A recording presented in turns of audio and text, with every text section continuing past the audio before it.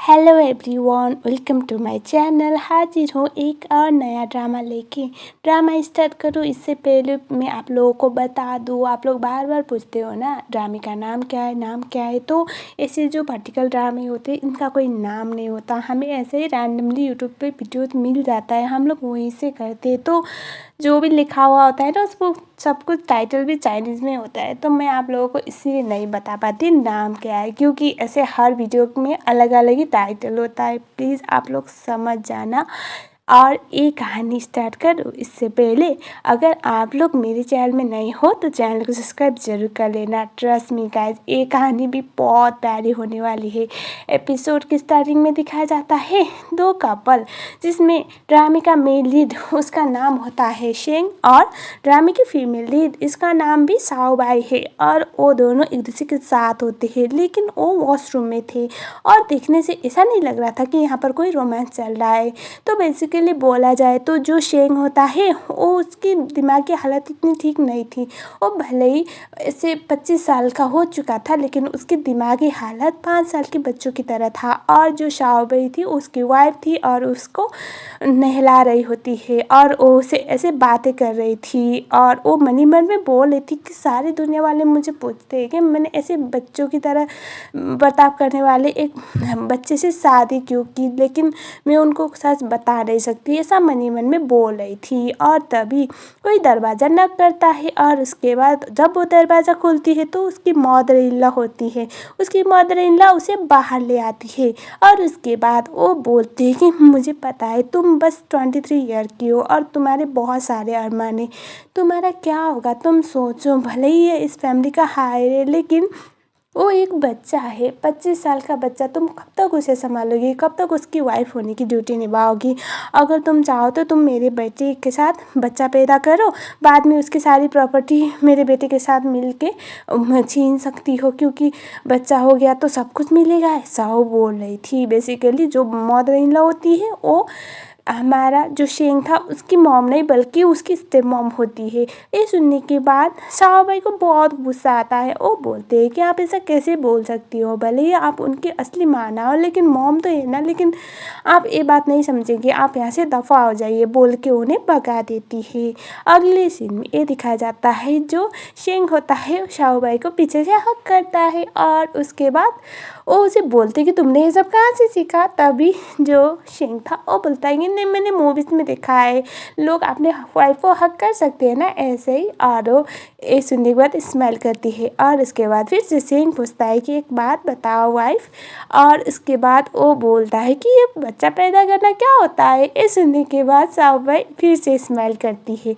अगले सीन में दिखाया जाता है डाइनिंग टेबल पे 2-4 कैरेक्टर का इंट्रोडक्शन दिया जाए तो जो ग्रैंड मम होती है, ग्रैंड मम सबको इक्वली प्यार करती है। बेसिकली ग्रैंड मम पॉजिटिव कैरेक्टर में तो यहाँ पर एक हो गई mother in law. Mother in law तो मतलब अपने वाले बच्चे को ऊपर फोकस करती है और उसे किसी भी कीमत पे शेंग के नाम की सारी प्रॉपर्टी चाहिए।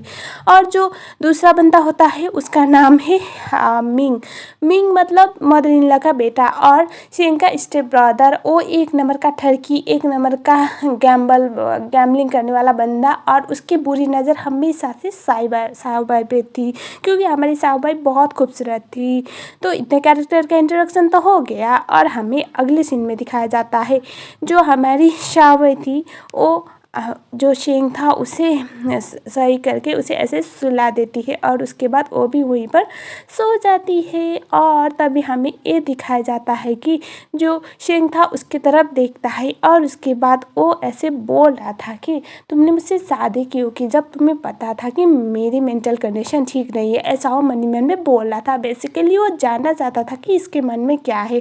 तो इससे हम ये जान सकते हैं कि जो शेंग था शायद वो मेंटली इल नहीं है, बल्कि वो कुछ मकसद की वजह से ऐसे बीमार होने का, ऐसे बच्चों की तरह हरकत करने वाला ड्रामा कर रहा था।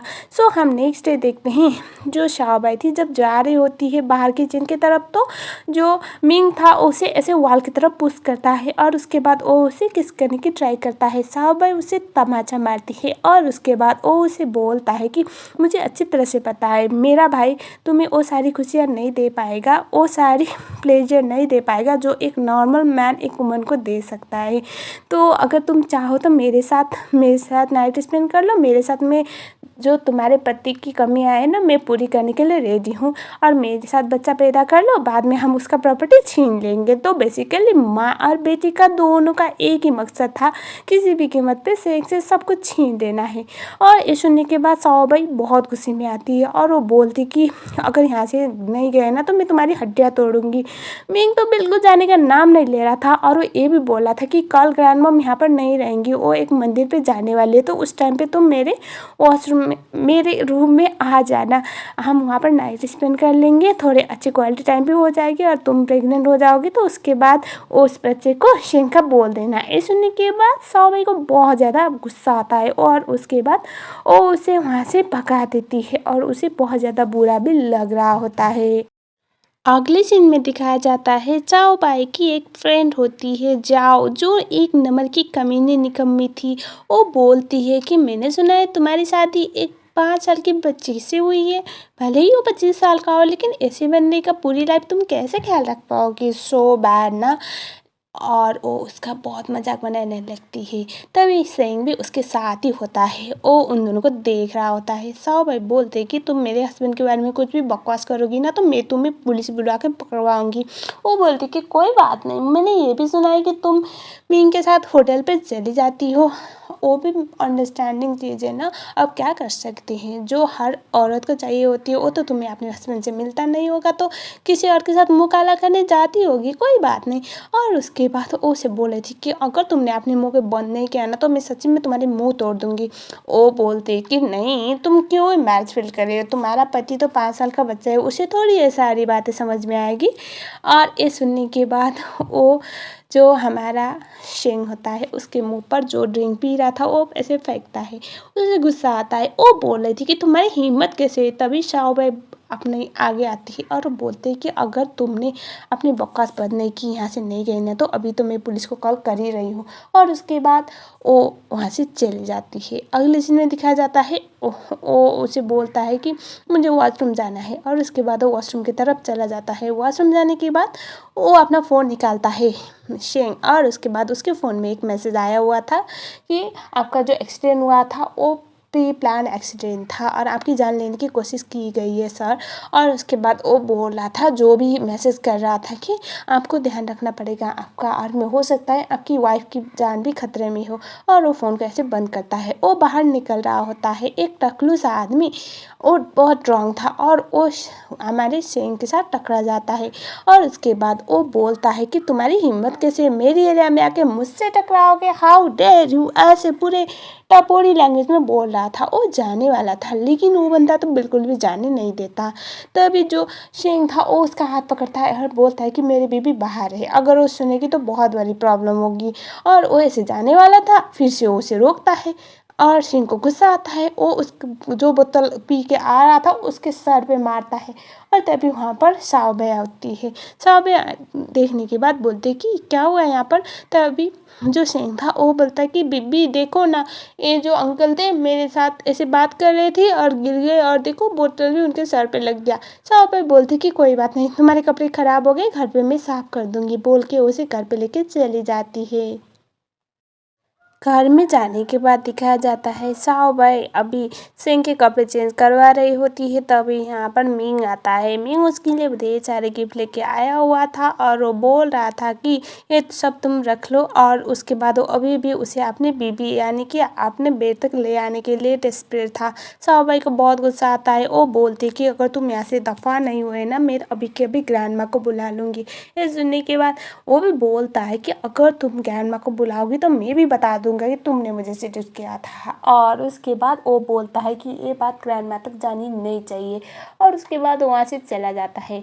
और हमें दिखाया जाता है जो शेंग था वो ऐसे थोड़ा आगे जाता है, उसके बेड पे था और जो साओ भाई का फ़ोन था उसके फ़ोन का रिंग बजता है। और उसके बाद वो उस फ़ोन को इसे दिखाते हुए बोलता कि बीबी देखो तुम्हारा फ़ोन आया है। और उसके बाद वो उस फ़ोन को लेके थोड़ा आगे जाती है तो किसी हुओ नाम का बंदा था, शायद वो उसका एक्स हो सकता है। तो उसे कॉल करता है और वो बोलता है कि तुम्हें मैंने इतने ज़्यादा कांटेक्ट करने की ट्राई किया, तुम कहाँ थी। तभी चाओ पर बोलती कि अब मेरी शादी हो चुकी है और ये सब करने का कोई फ़ायदा नहीं, मुझे कंटेक्ट करना बंद करो। ये सुनने के बाद वो उसे बोलता है कि उस दिन हमारे बीच में जो हुआ ना उसके बाद भी तुम ये सब बोल रही हो। चाओ पर बोलती है कि हमारे बीच में कुछ भी नहीं हुआ है, ओके।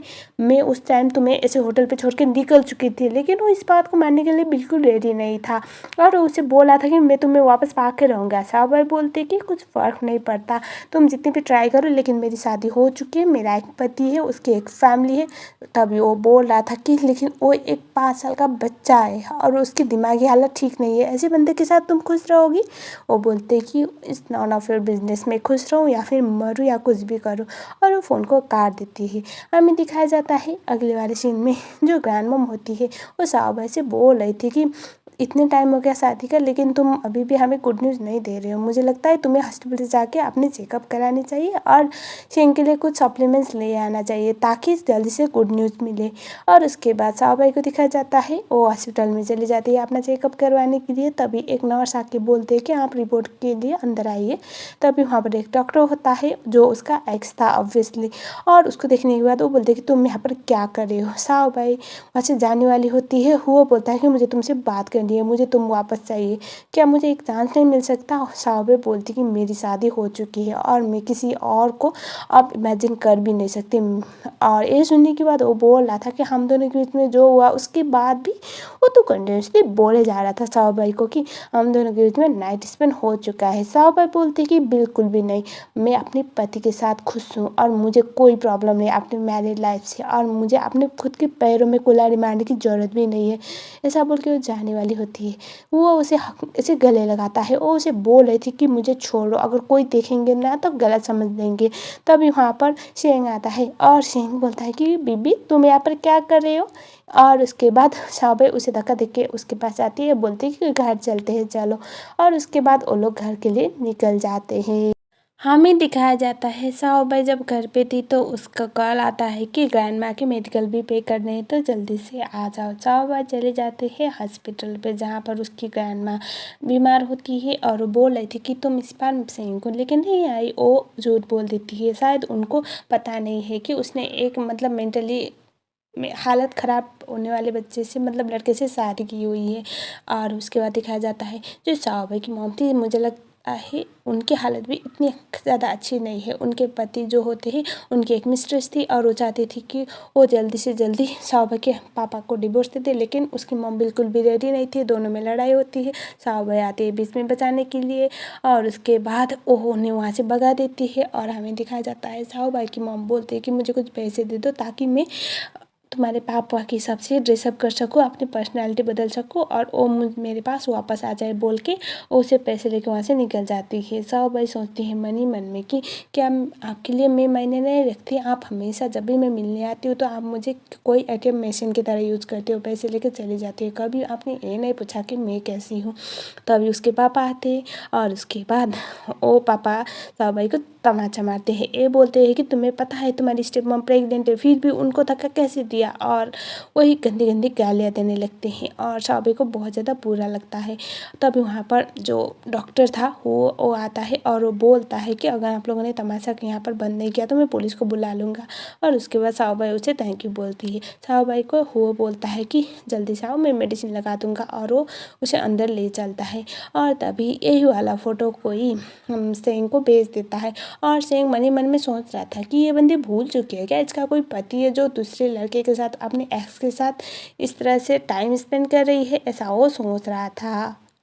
अगले सीन में ये दिखाया जाता है साहब को ग्रैंड मॉम बोल रही होती है कि तुम्हें किसी भी कीमत पे हमारी फैमिली को वारिस देना पड़ेगा, वरना सेंग का ऐसा होने का उसका जिंदा रहने का कोई फ़ायदा नहीं होगा, ऐसा वो बोल रही थी। साहब बोलती है कि मैं ट्राई कर रही हूँ ग्रैंड मॉम। वो बोलती है अगर तुम इसके बच्चे का पैदा करोगी तो मैं तुम्हें 100 मिलियन दूंगी। ये सुनने के बाद मदर इन लॉ और नींग जो था उनका तो मीन का तो ऐसे दिमाग ही ख़राब हो जाता है। और उसके बाद साहब भाई तो ये बोल रही थी कि मुझे इस फैमिली के हायर को पैदा करने के लिए पैसे नहीं चाहिए, ऐसा वो बोलती है। हमें दिखाया जाता है अगले वाले सीन में जो मॉम थी, मॉम और मींग दोनों ही ये प्लान करते हैं कि अगर ये बंदा रहेगा तो मतलब कुछ मिलने का तो अब नाम ही नहीं रहा, तो कुछ ना तो कुछ करना पड़ेगा। और हमें दिखाया जाता है साहब भाई जब शाओबाई और शेंग कहीं जा रहे होते हैं तो एक गाड़ी आके शाओबाई के पति यानी कि शेंग को मारने वाले होते हैं। शाओबाई उसे धक्का देती है और वो बुरी तरह से घायल होती है। और उसके बाद जो शाओबाई थी उसे जो शेंग था काफ़ी परेशान होता है और उसे गोदी में लेके हॉस्पिटल के लिए ले चलता है। हमें दिखाया जाता है जब इसके बारे में मिंग और उसकी मॉम को पता चलता है तो वो बहुत ज़्यादा फ्रस्ट्रेटेड फील करते हैं, क्योंकि ऑब्वियसली टारगेट था कोई और किसी और को लगी ये सब कुछ, और अगर सच पता चलेगा तो प्रॉब्लम भी होगी। लेकिन मॉम बोलते कि फिक्र मत करो, मैंने सब कुछ संभाल लिया है, हमारा नाम नहीं आएगा। अब हॉस्पिटल में दिखाया जाता है जो शेंग था टाई सूट में था। फॉर्मली वो बातें कर रहा था किसी से फ़ोन में और वो बोल रहा था कि जिसने भी मेरी बीवी के साथ ये सब करने की ट्राई किया मैं उसे नहीं छोड़ूंगा, पता लगाओ। सारे आंखें खोलती है और एक आंख से इसे देखती है, सोचती है कि ये कौन बात कर रहा है। बाद में याद करती कि अरे ये तो मेरा पति है, लेकिन ये नॉर्मली क्यों बात कर रहा है।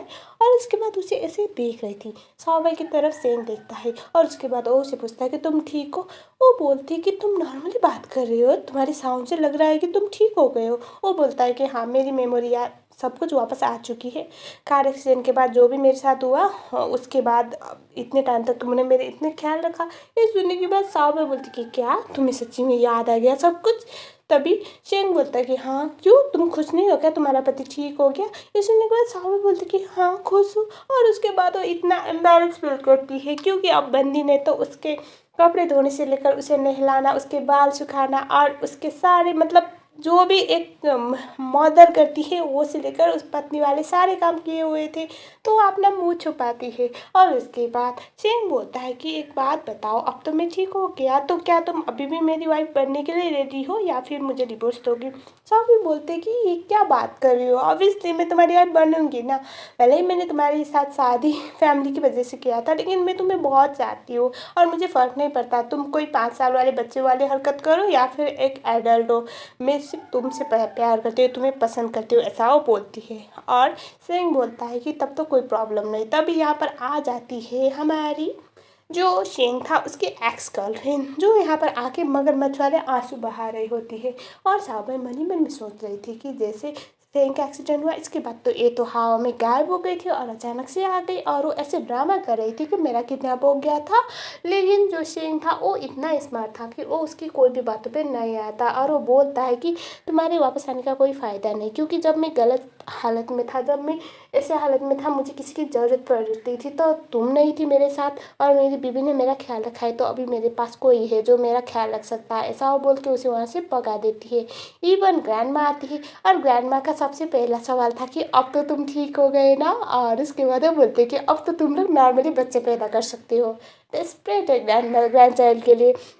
और उसके बाद जो ग्रैंडमा थी वो शाओबाई को थैंक यू बोलती है उनके पोते को बचाने के लिए। और उसके बाद वो बोलते कि पता है इसने कितना ख्याल रखा तुम्हारा, जब तुम्हारी हालत ठीक नहीं थी तो सारी दुनिया वाले इसे कितना सुनाते थे, फिर भी ये एक अच्छी बीवी होने की सारी जिम्मेदारी निभाई है, तो अब तुम्हारा जिम्मेदारी बनता है कि इसको खुश रखो।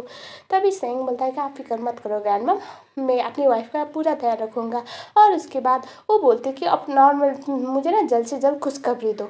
तभी शेंग बोलता है कि ग्रैंड मॉम एक बात बताओ, हम अभी बच्चे हैं, हमारी 20 चल रही है, तो मुझे नहीं लगता इतनी जल्दी बेबीज करना सही होगा।